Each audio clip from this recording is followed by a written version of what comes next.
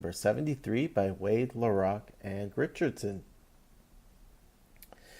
And the story takes place at the home of Jay and Joan Garrick. Jay Garrick, of course, being the Golden Age Flash.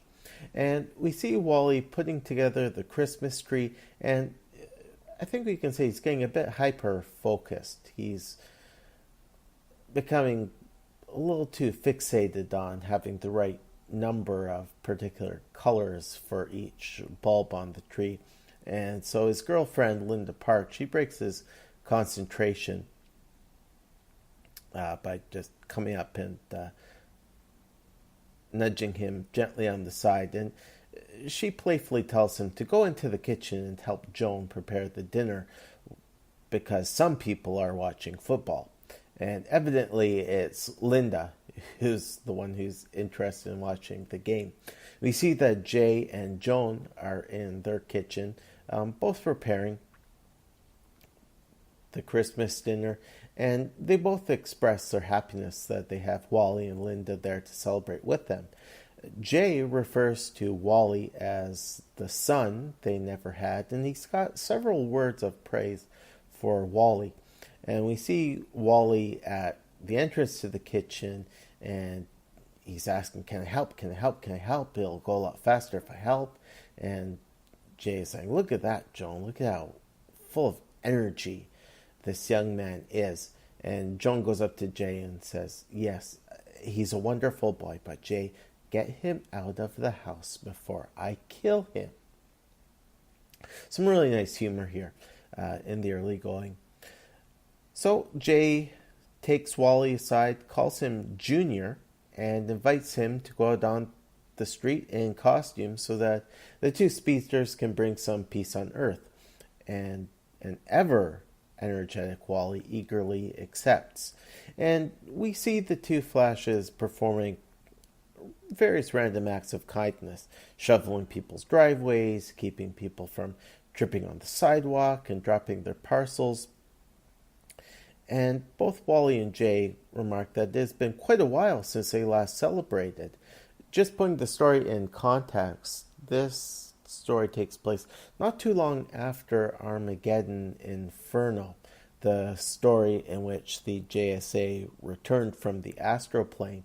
So, from the reader's perspective, from the Flash's perspective, it's been a few years since the Flashes got together to celebrate.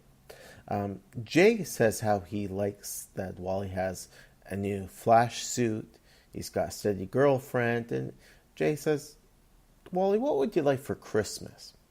And Wally replies that it feels strange. You know, as a kid, you look forward to toys under a Christmas tree, but it's different now that he's an adult. Christmas is now about spending time with family and friends. And Wally states that when he was a kid, all he wanted was a baseball mitt. And at the risk of sounding like a spoiled jerk, a tiny part of him still wants that baseball mitt. Wally saves a young woman named Maria from being hit by a car. She's in a pretty anxious state as she tells the speedsters that her husband Joe is working his final shift at Boone's department store. He's being laid off, and he has been talking with some strange men in recent days. And Maria fears that he's falling in with a criminal element and that he's going to do something terrible. Wally then realizes that Maria is in labor, and he appeals to Jay to take Maria to the hospital while he tries to find Joe. But Jay explains that rushing Maria to the hospital at super speed could do serious harm to the baby, so Jay runs to the hospital and brings a medical team back to Maria. So at this point, Wally races to Boone's department store, which is due to close in 30 minutes. He races through the store, which is still hustling and bustling with customers, before he realizes that Joe is the store Santa and that his bag will provide the perfect storage for the money that he is going to clear out of the store's vault. Now, we see Joe break into the vault. He takes off the Santa hat and the beard, but he's still got the rest of the Santa suit on, and he feels terrible. He's extremely conflicted at this point. He knows that it's wrong to steal, but his family needs the money, and he hopes that Maria will forgive him. Outside the store, Joe has a moment of clarity as a little boy runs up to him and asks for Santa's help. The little boy says, "Santa, I wrote a letter to you. I asked you to help my mommy feel better. She's sad all the time. I'm really hoping that you'll give her something nice." And so Joe says, "Well, what's going on? Why is your mommy feeling so sad?" And the little boy reveals that his mother has been depressed ever since the boy's father went to jail. And Joe, realizing that he's about to become a dad, realizes that he can't be a part of this robbery, and he instead tries to help the boy find his mother. Well, unfortunately, those strange men that Joe had been talking with are crooks. And they're the ones who recruited Joe to empty out the store vault, and their plan is to take the money, give Joe a cut of the money, and then make off for Dodge. Well, these hoodlums now aren't pleased to see that Joe has decided not to carry out his part in the robbery, and so they brandish their guns, and a pretty tragic scene would unfold if not for the timely intervention of Wally, who races in, takes down the thugs, makes a quick joke about lumps of coal, has the hoodlums tied up, sent off to the police, and then Wally speaks with Joe, talks Joe down and says, I'm glad that you had a change of heart. You're a good man. It's really important that you stay away from this sort of activity since you're going to be a dad. And Joe says, "Oh my God, Maria, how is she?" At the same time, Joe says, "Oh my God, the bag, the money." And so Wally says, "Don't worry about it, Joe. I'll take care of this." Wally's going to race in, put the money away, fix the lock on the vault, so nothing will happen to Joe. He won't face any litigation or any criminal charges. Wally says, just go here to the church. And so the main part of the story ends with Joe being back at the church. Maria has given birth to a beautiful little baby. Wally races back in time to see it. A really heartwarming end to this story. Before I talk briefly about the epilogue, just in rereading the last few pages of the story, just a couple of little things I want to add to the synopsis here. Joe shows how selfless he is when the gangsters are opening fire. Joe actually uses himself to shield the boy from the gunfire. And actually, Wally does not race back to the church to be with Joe and Maria. It's Jay who gets to be the Scarlet Speedster, looking at the happy meeting of mother, father, and child. Rather, it appears that Wally is going to do his part to help the little boy who was asking for Santa's help. After Wally assures Joe that he's going to smooth things over with the store, he's going to help the little boy find his mother. So again, a really nice ending to this story. Now, the epilogue is really neat, and I spoke about in the tribute to From Kid to Flash But I'll just summarize it here. Back at the Garrick household, everyone's had a really nice dinner, um, and the discussion turns to Wally and that baseball mitt.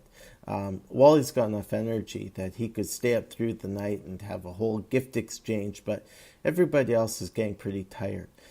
Still, Linda gives Wally his gift, and it turns out that she bought him a baseball mitt.